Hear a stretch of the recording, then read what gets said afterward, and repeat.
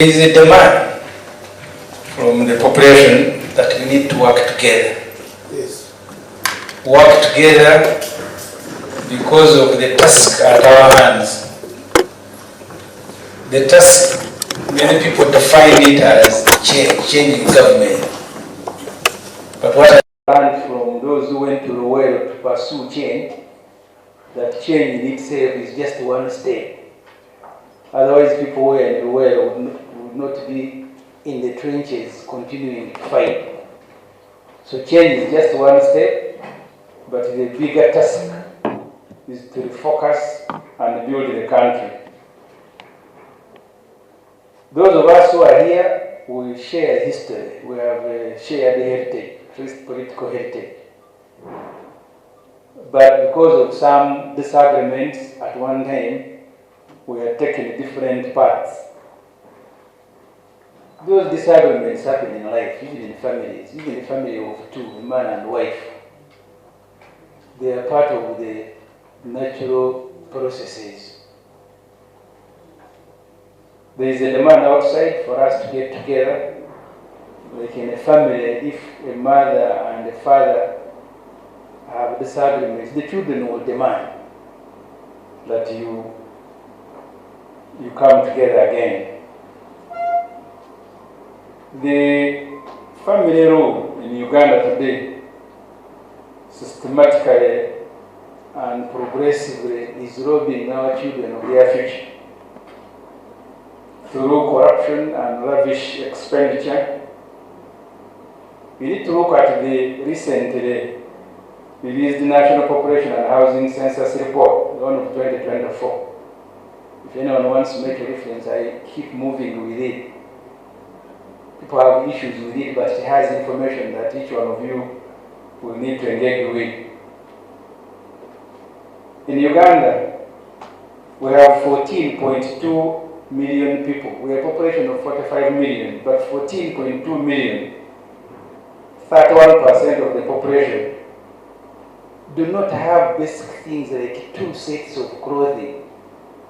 In the villages, when you put on one, you go and work, you wash it at night, you go and sleep naked because you need to put it on in the morning. This is the report, official report of government. 14 million don't have 2 sets of clothing. Neither do they have a pair of shoes. You've seen them. If you read that report, majority of those people are in Karamoja, where the percentage is 62%. 62% in Karamoja. It is not a culture that they should walk naked, but they don't have. 37% of them are without a pair of shoes. Karamoja is followed by Busoga, where 33% of Busoga are walking barefoot. 33%. You will see them in Nigina or walking like they were born to school. And 26% of people in Busoga are without 2 sets of clothing. Official government figures. The report says 15.7 million Ugandans are without jobs in a working population age of 25.1 million. Only 9.4 million have some form of employment.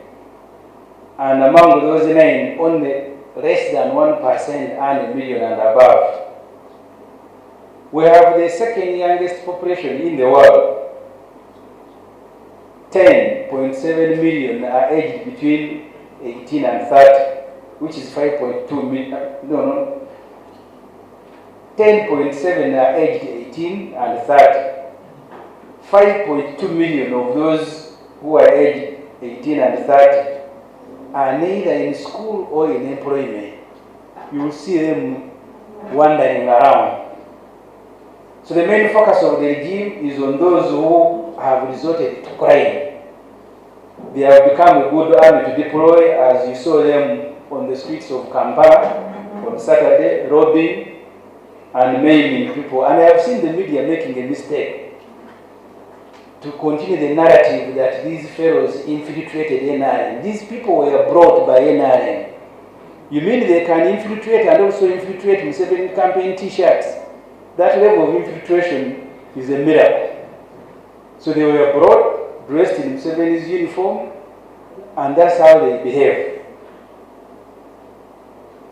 The Bank of Uganda said in this country only 2.7 million people have bank accounts. And of those who have bank accounts, only 42% of them, they keep on those accounts on a monthly basis less than 150,000. 42%. You have 2.7 million who have bank accounts, but those who have 150,000 and below are 42%. That's the economy that Museveni has built. The report also further reveals that now we have effectively 5 million people who are riding borders, the border economy. So these are the statistics, official statistics, that 80-year-old Museveni is carrying into the next election.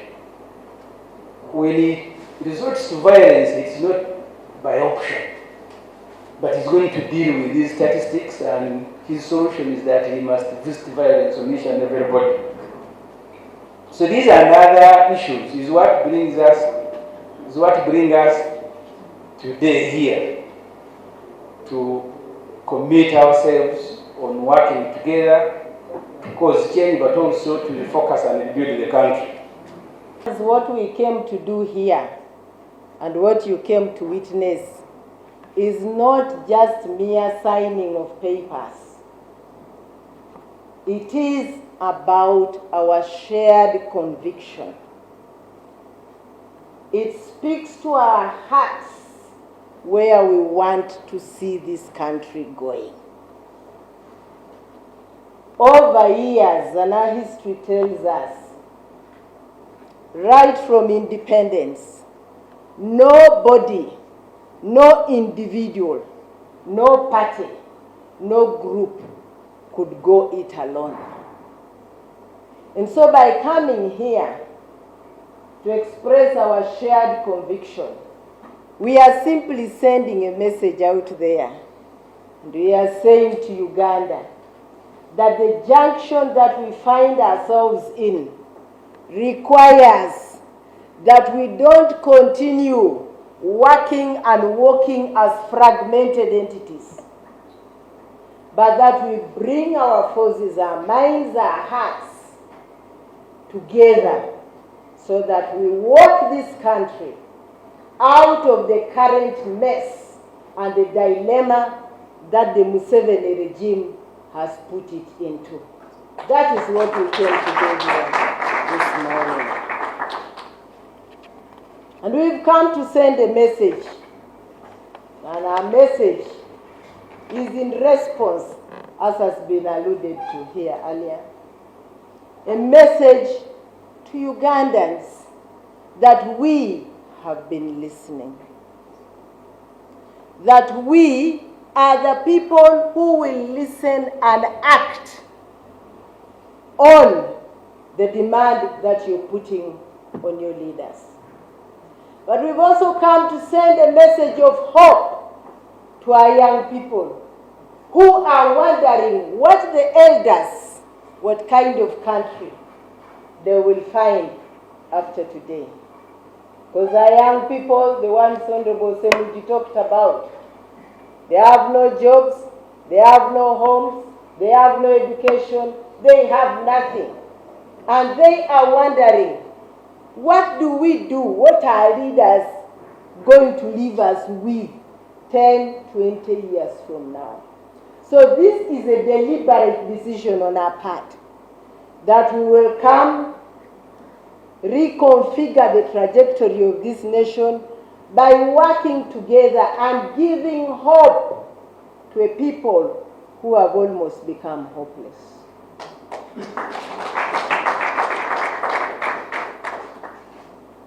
And this therefore means that this call to action is not a closed room.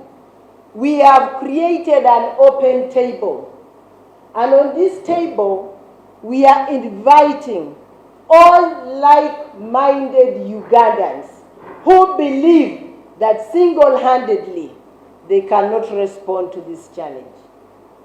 So this cooperation that we've signed on to is not going to be a business between ANT and the PFF alone. It is just one building block. It is, as the Chinese say, a beginning of a journey of 1,000 miles, where you take the first step. This is only a first step. And so this platform is open to all political actors, civil society, individuals and groups who know that when they bring in that one brick, this foundation will become even more stronger. It is Martin Luther who said that if we don't learn to work together, then we will perish as fools. And I believe that we are not fools, and we are not going to perish as fools. You may recall years back, must have been after the 2021 general election, President Museveni said there would be no opposition in Uganda by 2026. Yes, 2021 general election.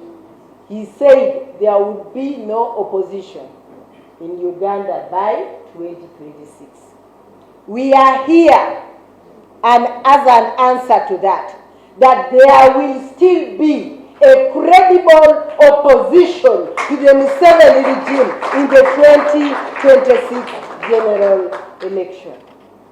And so our commitment to fielding candidates at all levels, jointly fielding candidates, exploring possibilities of working together, is in response to that, because we must prove that we are credible, we are committed, and we love this country more than they do. If it wasn't for Uganda, friends, maybe we wouldn't sit in this room.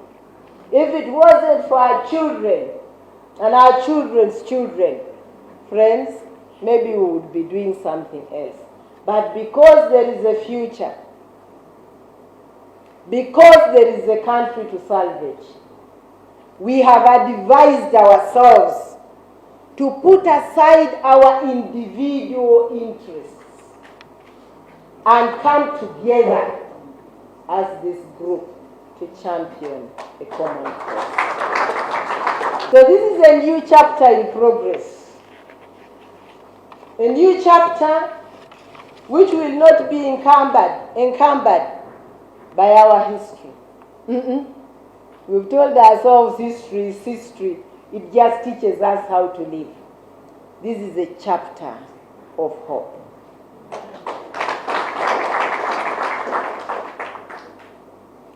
So we may come from different paths, but we've decided to walk in the same direction, where we believe that we are stronger together, where we believe that leadership with character and values is what Uganda is looking for. Because there are all manner of leaders out there, but leadership of character, leadership with values, leadership with integrity, leadership with a conviction is what this country is looking for. And I want to emphasize it is our moral responsibility to do what we are doing today.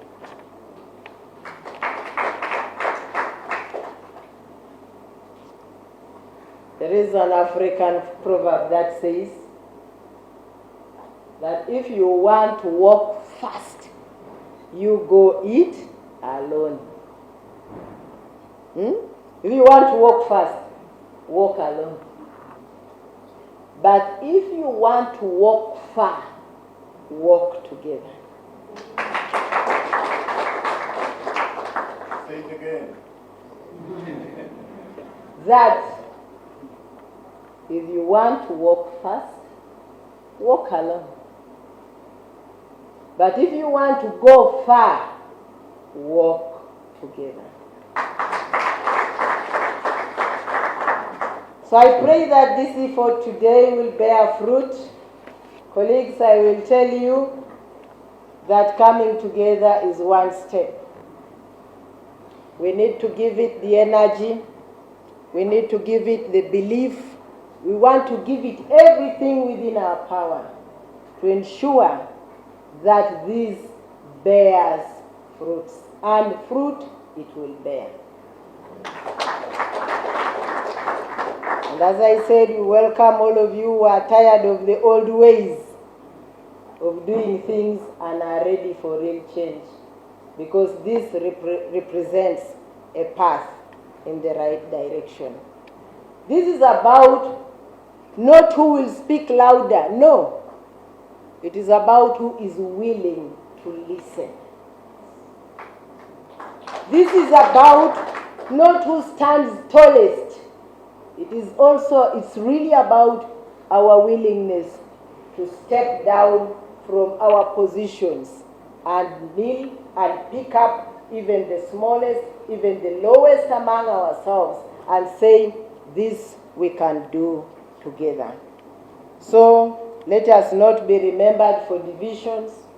Let us be remembered for the critical decision we are making at this junction of our political history.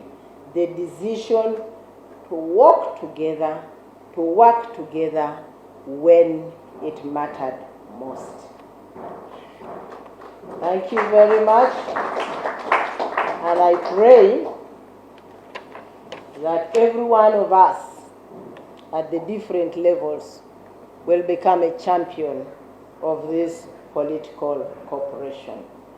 I would like to do two things. So that I finish my bit of the assignment.